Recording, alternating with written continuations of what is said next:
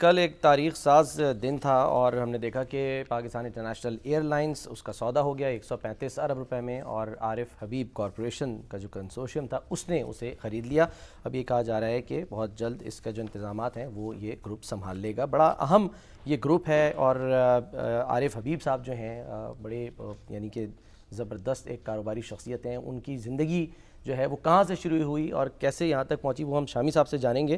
لیکن آج جو حکومتی وزراء ہیں وہ آئے اور کچھ سوالات کھڑے ہو رہے تھے کہ جی حکومت کو جو ہے وہ کتنے پیسے ملیں گے، کتنے ارب روپے حکومت کو ملنے جا رہے ہیں اس ٹرانزیکشن کے بعد، اور جو دیگر اثاثے ہیں ان کا کیا ہوگا۔ تو اس پر محمد علی صاحب جو کہ مشیر ہیں پرائیویٹائزیشن کے، انہوں نے پریس کانفرنس کی تارڑ صاحب کے ساتھ کیا کہا وہ دیکھیے۔ فیڈرل گورنمنٹ اگلے 15 سال تک ایئر لائن بزنس نہیں کرے گی، کیونکہ اگر وہ لے رہے ہیں تو وہ نان کمپیٹ چاہ رہے تھے، لیکن پروونسز پہ ہم اگری نہیں کر سکتے، تو ہم نے ایسی کوئی گارنٹی نہیں دی ہے۔ دوسری چیز، پروونسز کا اپنا اختیار ہے، جیسے عطا صاحب نے بھی کہا، انہیں اگر ایئر لائن سیٹ کرنی ہے تو وہ کر سکتے ہیں، کوئی ریسٹرکشن نہیں ہے ان کے اوپر۔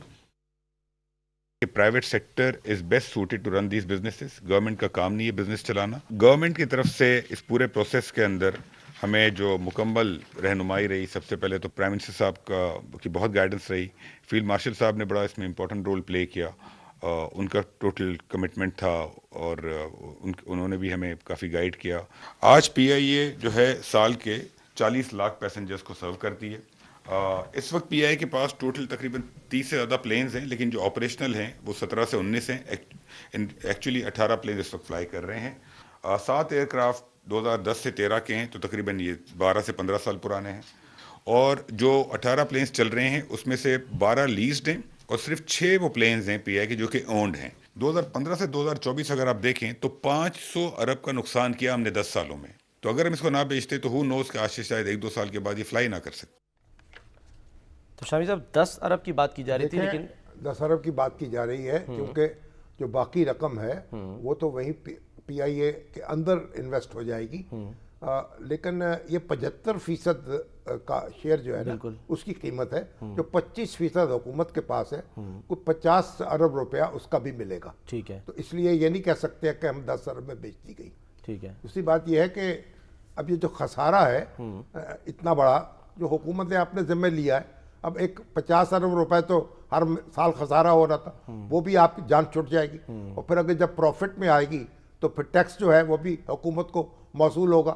اس لیے یہ میں سمجھتا ہوں کہ جو بھی، اور پھر جو ان کی ہوٹلز ہیں، روزویلٹ ہوٹل ہے، دوسرے جائیداد ہے جو سوفیٹل جو پیرس کا ہوٹل ہے، وہ نہیں شامل ہے اس کے اندر۔ اچھا، وہ اس ڈیل کا حصہ نہیں ہے، وہ ڈیل کا حصہ نہیں ہے، ٹھیک ہے، وہ الگ کمپنی کے پاس رہیں گے۔ ٹھیک، اور بات یہ ہے کہ جو کچھ بھی کہیں، بہت تنقید بھی ہو رہی ہے اور تعریف بھی ہو رہی ہے، بنیادی بات یہ ہے کہ حکومت یہ نہیں چلا سکی، پی آئی اے، اور ہماری پیٹھ کا بوجھ بن گئی، اور ہم اس سے کمر ہماری دوری ہو رہی تھی، اور اس سے ہم نے چھٹکارا حاصل کر لیا اور اپنے لوگوں کو دے دیا وہ بزنس کریں۔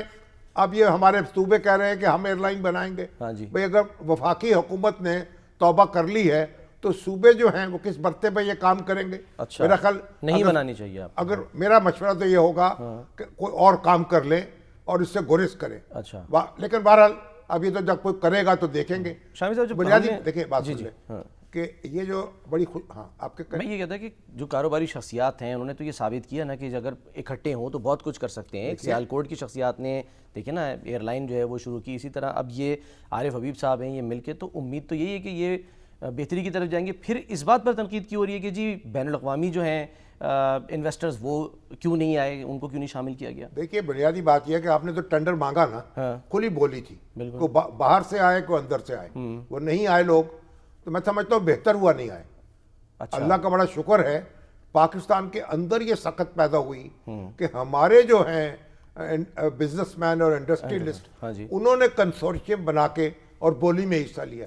جب باہر سے کوئی آتا ہے، پھر یہ بھی ہوتا ہے نا، جب آپ ارن کر رہے ہوتے ہیں، پروفٹ آتا ہے تو پھر باہر منتقل بھی ہوتا ہے۔ یہ پاکستان ہے نا، اس لیے اگر آپ کے پاس اندرونی وسائل موجود ہیں تو اس کو تو پہلی ترجیح ہونی چاہیے۔ اور ہم عارف حبیب جو ہیں اور ان کے جو رفقا ہیں، دیکھیے عارف حبیب جو ہے ایک آرڈنری شخص تھے، وہاں سے ان کے والدین ہجرت کر کے آئے اور پھر یہاں کراچی میں یہ مقیم ہوئے، اور پھر انہوں نے ایک بہت آج سے 25-30 سال کیا 40 سال پہلے اپنے ایک بروکر کے طور پہ آرڈنری جو ہے انہوں نے اسٹاک ایکسچینج میں کام شروع کیا، بروکریج ہاؤس، اور اپنی ذہانت اور محنت کے بل پہ کہاں سے کہاں چلے گئے۔ تو عارف حبیب ان لوگوں میں سے ہیں جنہوں نے ایک سیلف میڈ لوگ ہیں، جنہوں نے اپنا راستہ بنایا ہے اور اپنے بزنس کو ایک امپائر جو ہے کئی سیکٹرز میں، ایک سیکٹر میں نہیں، کئی ریئل اسٹیٹ میں بھی آئے، ایسے لوگوں کو تو سلام کیا جانا چاہیے۔ اب انہوں نے یہ ذمہ داری سنبھالی ہے اور بڑی میں سمجھتا ہوں اچھی بات ہے۔ پاکستان کے اندر پاکستان کے لوگ جو ہیں ان کا اعتماد ہونا چاہیے بحال، اچھا، تاکہ وہ یہاں انویسٹ کریں۔ ٹھیک، باقی بات تو بات کی، پاکستان کے لوگ یہاں دبئی میں جا کے انویسٹ کر رہے ہیں، ٹھیک، اور یہ جو اپنا سرمایہ باہر لے جا رہے ہیں، اگر یہاں اعتماد ہو جائے اور یہاں لوگ انویسٹ کرنے لگے تو ہمیں بات زیادہ غیر ملکی اس کی ضرورت ہی نہیں پڑے گی۔ لیکن آپشن تو ابھی کھلی ہے نا شاہد صاحب، 2 پارٹنرز تو بھی آ سکتے ہیں ان کے ہاں، ان کی مرضی ہے، جنہوں نے خریدی ہے وہ جانے، ان کا کام جانے، ہم ان کو مشورے دینے والے کون ہیں؟ لیکن ہمیں تو افسوس یہ ہے کہ ایک ایسی ایئر لائن جو کہاں سے کہاں پہنچا دی، اس وقت بھی سرکار کی ملکیت تھی نا، جب ایئر مارشل اصغر خان تھے اور ایئر مارشل نور خان تھے، تو پھر اس کے بعد سرکار جو تھی اس وقت تھی، اس نے وہ سیاسی مداخلت نہیں کی اور بعد کی سرکاروں نے کی۔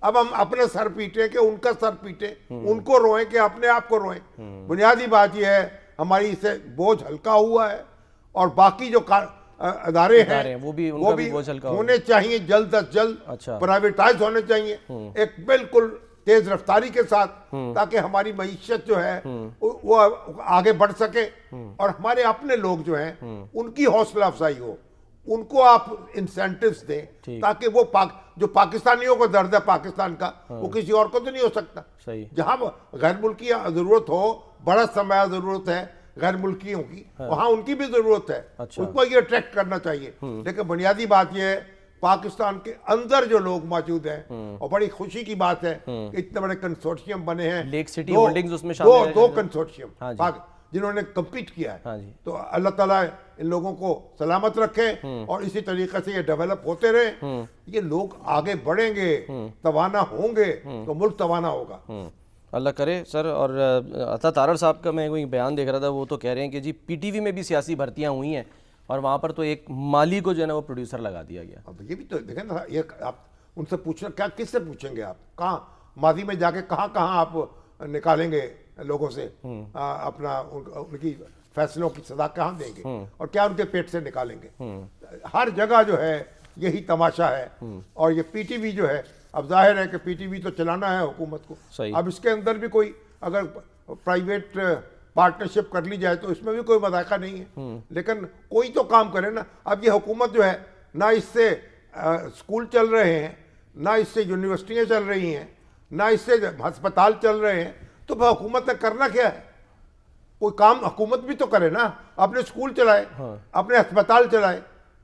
تو ہر جگہ اگر حکومت پیچھے ہٹتی چلی جائے گی، اب بزنس تو نہیں کر سکتی، بزنس کو تو رکھتے ہیں ایک طرف، وہ تو یہی کہہ رہے ہیں لیکن کہ خدمت کاروبار تو کرے نا، ہاں، سروسز تو فراہم کرے نا، جو اس کی ذمہ داری ہے۔ ٹھیک ہے، سہولت جو دینے کا کام ہے وہ تو فراہم کریں۔ ایک چھوٹا سا سوال شامی صاحب، کچھ لوگ پوچھ رہے ہیں کیا نام بدلا جا سکتا ہے؟ نہیں، نام نہیں بدلا جائے گا۔ اچھا، پاکستان نام کیوں بدلا جائے گا؟ اسی نام کا تو سارا کچھ چرچا ہے، یہ اس کا امیج ہے، اس کی ایک تاریخ ہے، اور اس کو نام جو ہے وہ تو اس کے تو کوئی قیمت ہی نہیں ہے۔ پاکستان انٹرنیشنل، اور ایسا یہی نام رہے گا۔ اچھا،